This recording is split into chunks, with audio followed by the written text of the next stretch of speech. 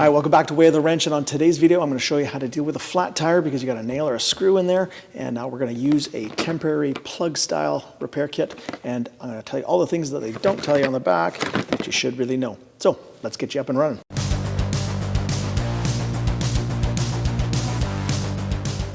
Alright, so first thing up, it's disclaimer time. In my professional opinion, these plug style repairs are a temporary fix.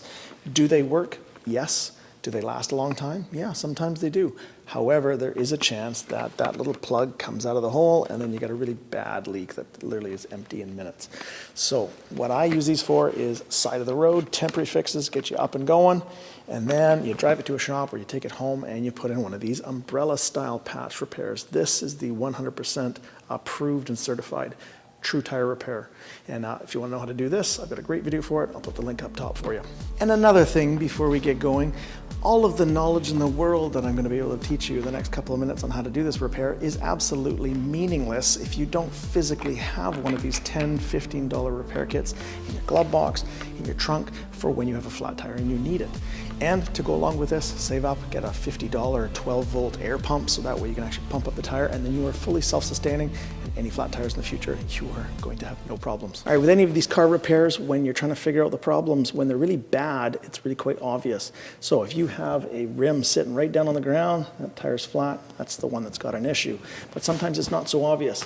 So some other things to help you find that is if you have a TPMS car, you might notice that it's telling you which corner is having a lower pressure than the other ones. Or when you're putting air in the tires, you might note that you're always putting more air in this one corner every week or every month. And what you'll find in those cases is there is a nail or a screw that's kind of plugging the hole, but it is slowly leaking and it just takes a lot longer. So once you've found the tire, you got to find out what's going on with it. In order to find this leak, there's a whole bunch of little tricks. So first one is, if it's a really bad leak, you actually might be able to hear it. So just be nice and quiet and kind of listen for it. Beyond that, you can put your hand kind of over the top of the surface, and when you're near the leak, you'll actually kind of feel there's a little kind of jet stream of air coming out, and then you can kind of pinpoint and find, oh yeah, there it is there. While you're doing that, you're kind of scanning the tread and looking for any kind of metal, anything that's been stuck in here.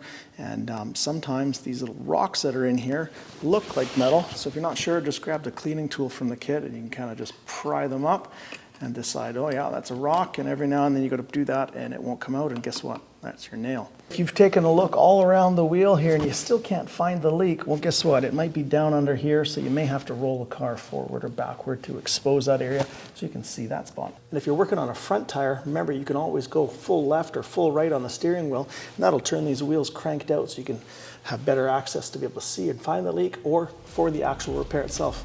And for those stubborn, hard to find leaks that you just can't physically see or feel or hear, then you're going to resort to soapy water. Just regular dish soap, a little heavier on the soap than you normally would. And in a spray bottle, spray the entire tire down, give it a minute or two, and take a look for bubbles. Same thing, big leaks have some pretty obvious bubbles. Little teeny tiny things might actually take 10, 15 minutes, and what it looks like is a little bushel of bubbles, and that's going to tell you where that is. Now, some other common spots for leaks that are really not fixable with what I'm showing you in this video, they are in between the tire and the rim here. The paint tends to lift up and leak, and I'll show a video for that in the future, and around the valve stem, and take off the dust cap, spray in there. Sometimes the core is loosened up and it's leaking there too. And if you still can't find it, then this tire has to come off, and you're gonna have to put it in a bubble bath or really soap it down and leave it for long lengths of time to find that leak. All right, so you found your nail in your tire. Now keep in mind, this is a side of the road fix. So position your vehicle forward or backward to make sure that you have the best available working space to be able to do this repair. Now, if you want, you can jack up the vehicle and remove the wheel. That does make this a little bit easier. And in my case for this video, I'm going to do it off the vehicle just so I can show you a little better what's going on. But keep in mind, you can do it on the vehicle. Now, not a bad idea if you have some chalk or some way of marking the puncture zone, so that way when you take the nail out, you don't kind of lose it and have to figure out where it is. All right, in your kit, you got these tire plugs. This kit comes with 5. You don't cut them, you use the whole thing. Basically just peel one of these out, and this is your installer tool. So sometimes it's just like an eye of a needle. This one actually has a little spot for you to kind of fit it in, which is nice. And you kind of fold it in half and you feed it in through into the tool.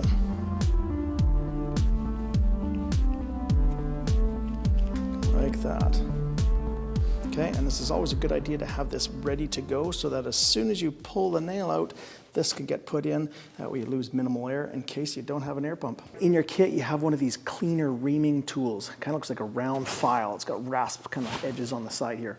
The idea behind this tool is once you get the nail out, you quickly put it in and out about, I don't know, 10 times to clean the hole, make sure there's no debris in there, and also kind of makes the hole just a touch bigger, especially if you've got a really tiny nail, really tiny leak in there.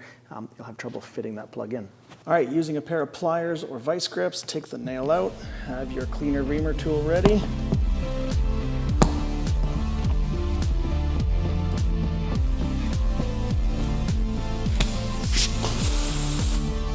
Okay.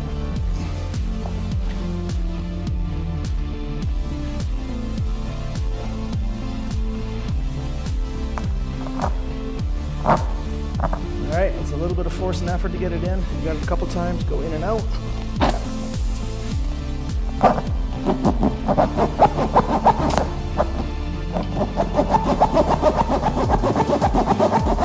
All right, and then make sure you got your plug pre-installed on your installer tool. And when you yank this out, you're gonna push this in. It's gonna be a little bit of effort. Push it all the way in until you get the ends of these plugs sticking out about 1/4 inch or 1/2 of an inch. And then it's a simple just pull up. No twisting needed, just pull it straight out.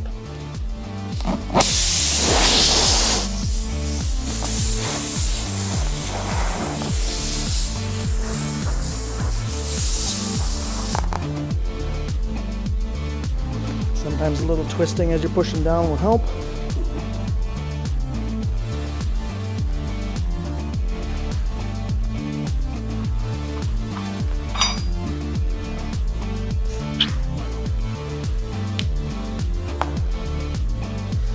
All right, keep pushing until you got about 1/4 of an inch, a little bit sticking out here, and then just simply yank it out.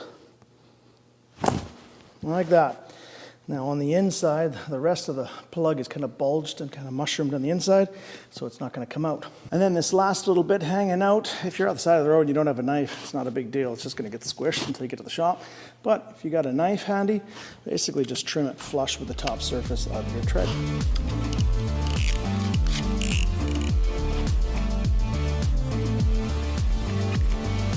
Like that.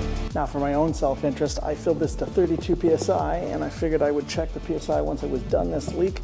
If you do it quick enough, you're not going to lose a ton of air, enough that you're going to be able to get to a shop and get this fixed. So just out of curiosity more than anything, I thought I'd see how much air we lost. All right, 27 PSI. So 5 PSI loss, that's pretty good. We're safe to get to a shop and get this fixed properly now and be on our way. All right, that's a wrap in another video from Way of the Wrench, this time on how to do a tire plug repair. Remember, if you don't have this kit sitting in your glove box, then this information has been useless for you, so go pick one of those up. They're only about 10 bucks. And as soon as you got this fixed at the side of the road, make sure you go get a proper umbrella patch on after. That way you know you're 100% safe. If you have any questions or concerns about the video, put them down in the comment section below and I'll get back to you as soon as possible. And if you haven't already, please follow us on Instagram so that way you can keep in touch with all the stuff going on in the shop. Until next time. Take it easy.